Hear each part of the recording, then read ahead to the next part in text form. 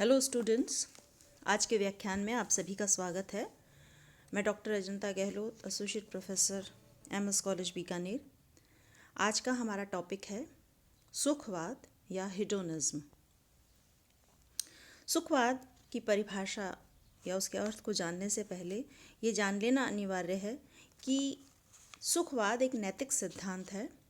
पूर्व के व्याख्यानों में जब हमने नीति शास्त्र की परिभाषा, उसका स्वरूप और क्षेत्र पढ़ा था, तो वहाँ हमने देखा था कि नीतिशास्त्र मानवीय कर्मों के मूल्यांकन का शास्त्र है, या वह मानवीय आचरण का मूल्यांकन करता है।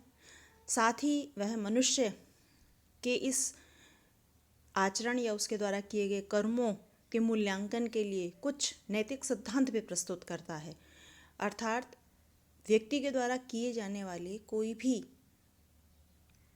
कर्म या कर्तव्य रूप कर्म किस आधार पर उचित अनुचित शुभ अशुभ सिद्ध किए जा सकते हैं, उनके मूल्यांकन का आधार क्या है।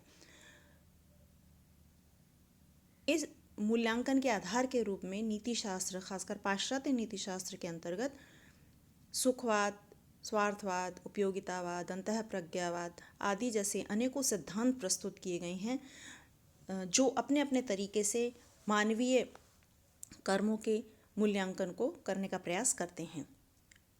उन्हीं में से एक सिद्धांत है सुखवाद। सुखवाद अंग्रेजी भाषा के हेडोनिज्म को अगर हम देखें तो वह ग्रीक भाषा के शब्द से बना है, जिसका अर्थ होता है सुख। सुख क्या है? दुख का अभाव ही सुख है। सुख की यूँ तो कोई भी ठीक ठीक परिभाषा देना संभव नहीं है, क्योंकि सुख एक सापेक्षिक शब्द है। हमने सभी ने जीवन में सुख को अनुभव किया है, और अक्सर ये भी सुना है कि सुख को हम तभी जान सकते हैं जब हमने दुख की अनुभूति की हो। तो सुख और दुख साथ साथ चलने वाले एक ही सिक्के के दो पहलू, संप्रत्यय हैं, जिसमें सुख को जब हम डिफाइन करते हैं तो ज़्यादातर इस तरीके से करते हैं कि जहाँ दुख नहीं है वह सुख है, और सुख को जब डिफाइन करते हैं तो हम, या दुख को डिफाइन करते हैं तो हम कहते हैं जहाँ सुख है वहाँ दुख नहीं है। तो सुख का जो संप्रत्यय है उसकी व्याख्या करना थोड़ा कठिन है, क्योंकि यह एक सापेक्षिक संप्रत्यय है। जिन परिस्थितियों में किसी एक व्यक्ति को कोई स्थिति या परिस्थिति या कर्म सुखप्रद लग सकता है, ठीक उसी परिस्थिति में किसी अन्य व्यक्ति को वह उचित, शुभ या सही नहीं लग सकता है। फिर भी अलग अलग तरीके से अलग अलग लोगों ने इसको परिभाषित करने का प्रयास किया है। एपिक्यूरस कहते हैं कि दुख का अभाव ही सुख है। दुख क्या है? शारीरिक पीड़ा या मानसिक कष्ट। तो जहाँ शारीरिक पीड़ा नहीं है, हमको शारीरिक रूप से कोई समस्या नहीं है और मानसिक कोई कष्ट नहीं है, तो ऐसी स्थितियों के अभाव को ही सुख कहा जाता है। सिजविक कहते हैं कि सुख वह भावना है जिसे बुद्धिशील प्राणी अनुभव करने पर कम से कम निहित रूप में वांछनीय समझता है और अन्य भावनाओं की तुलना में वरीय मानता है। जब भी बुद्धिशील प्राणी सुख का अनुभव करता है तो उसको ये समझ में आता है कि सुख वह स्थिति है जो अन्य सभी स्थितियों से श्रेष्ठ है, और इसीलिए उसको वह ना सिर्फ वांछनीय यानी प्राप्त करने योग्य मानता है, बल्कि वह अन्य भावनाओं की तुलना में उसको वह प्राथमिकता भी देता है। मनुष्य में भावना, वासना और बुद्धि आदि पाई जाती हैं। दार्शनिक, बड़े दार्शनिक हुए हैं, संदेहवादी, अनुभववादी दार्शनिक ह्यूम हुए हैं।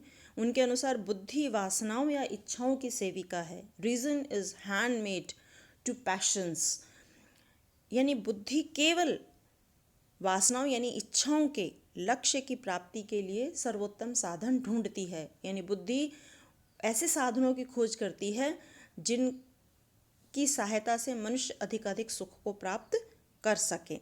तो इस प्रकार से बेंथम, मिल आदि ने भी इस बात को कहा है कि मनुष्य स्वभावतः सुख का अनुसंधान यानी उसकी खोज करता है और दुखों से निवृत्ति पाने की चेष्टा करता है। इच्छा का प्रारंभिक लक्ष्य ही सुख है, यानी कोई भी मनुष्य किसी चीज़ की इच्छा करता है, किसी कर्म को करने की या किसी अन्य चीज़ की इच्छा करता है, तो उस इच्छा का जो लक्ष्य होता है कि यानी वह उस चीज़ की कामना क्यों कर रहा है? सुख प्राप्ति के लिए कर रहा है। और अंतिम रूप में भी सुख की ही इच्छा करता है। यानी किसी कर्म को करने की इच्छा करने के पीछे उसका जो एकमात्र उद्देश्य होता है, सुखवाद के अनुसार वह सुख है। सुखवाद नैतिक सुखवाद और मनोवैज्ञानिक सुखवाद प्रकार का होता है। नैतिक सुखवाद मनुष्य के कर्तव्य के निर्धारण के लिए सुख को एकमात्र अनिवार्य मानदंड मानता है। कोई भी व्यक्ति जब अपने कर्म को करता है, कर्तव्य क्या है, जब सोच समझ के हम किसी कर्म को कर रहे होते हैं, उसके परिणामों के दृष्टिकोण से भी और स्वयं के कर्तव्य और दूसरे के अधिकार के दृष्टिकोण से भी जब किसी कर्तव्य का निर्धारण किया जाता है, तो उसमें नैतिक सुखवाद का मानना है कि सुख को अनिवार्य मानदंड माना जाता है। इस सिद्धांत के अनुसार मनुष्य के सुख में सहायक प्रत्येक कर्म शुभ है और उसके कर्म में या उसके सुख में बाधक प्रत्येक कर्म अशुभ है। इसलिए शुभ ही अपने आप में वांछनीय है। देखिए, अपने आप में वांछनीय या अपने आप में शुभ, यह कहने का तात्पर्य इतना है कि जब मनुष्य उदाहरण के लिए पैसा कमाता है तो वह पैसा किस लिए कमाता है? पैसा पैसे के लिए नहीं कमाता है। पैसा कमा के वह जीवन की सुख सुविधाएं प्राप्त करना चाहता है। जब व्यक्ति स्वयं को स्वस्थ रखना चाहता है तो वह स्वस्थ इसलिए नहीं रखना चाहता कि मुझे स्वस्थ रहना है, बल्कि स्वस्थ रहकर वह जीवन के सभी सुखों का उपभोग करना चाहता है। परंतु सुखवाद के अनुसार सुख ऐसा संप्रत्यय है जो किसी अन्य कारण से नहीं पाने का प्रयास किया जाता, बल्कि सुख पाने की चीज़ है ऐसा सोच के ही उसे पाया या पाने का प्रयत्न किया जाता है। नैतिक सुखवाद के दो प्रकार हैं। स्वार्थमूलक नैतिक सुखवाद इगोइस्टिक हिडोनिज्म और सर्वार्थमूलक नैतिक सुखवाद अल्ट्रुइस्टिक हिडोनिज्म। स्वार्थ स्व अर्थ, स्व मतलब खुद के, स्वयं के, अर्थ यानी प्रयोजन यानी हित के लिए, और स्वार्थ जिसमें दो शब्द दिखाई दे रहे हैं, सर्व अर्थ, सर्वार्थ। सर्वार्थ का मतलब है जो सभी के हित के लिए हो, वह सर्वार्थ कहलाता है। तो स्वार्थमूलक नैतिक सुखवाद, इस मत के प्रवर्तक चारवाक भारतीय दार्शनिकों में ऑरिस्टिपस, एपिक्यूरस, हॉब्स और श्लिक हैं। प्रत्येक मनुष्य का एकमात्र कर्तव्य स्वयं अपने लिए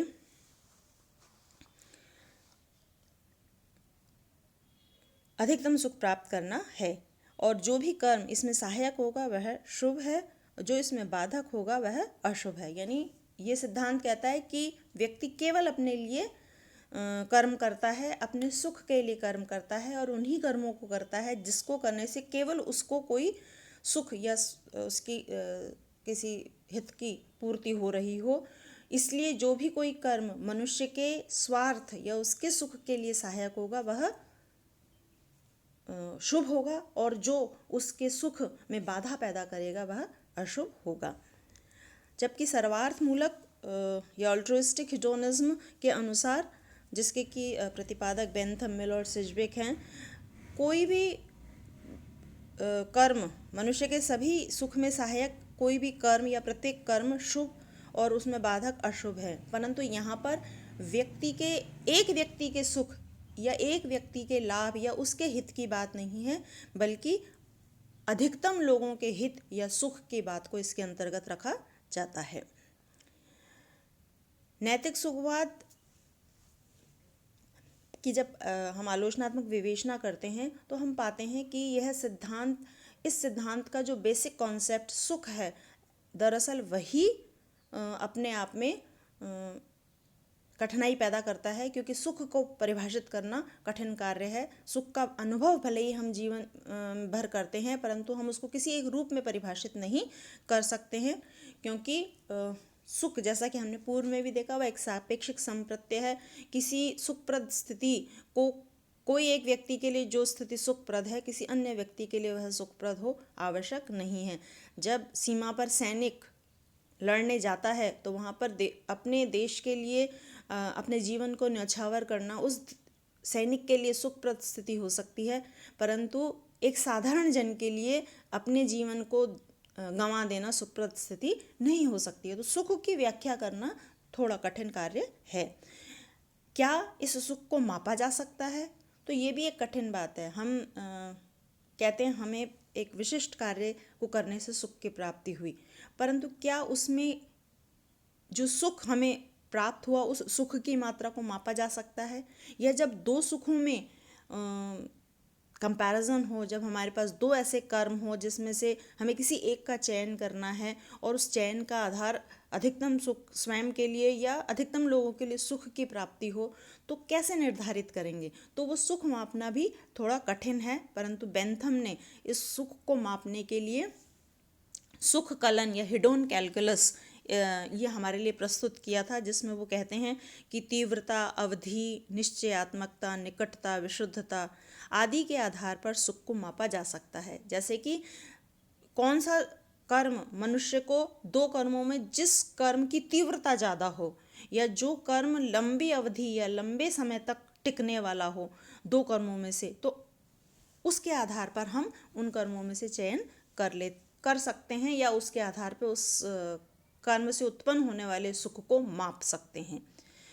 परंतु हम सभी जानते हैं कि सुख के मानदंड का यह तरीका एक सीमा तक ही उचित प्रतीत होता है, क्योंकि बिल्कुल एक्यूरेसी के साथ में यहाँ पर सुख को मापा नहीं जा सकता है।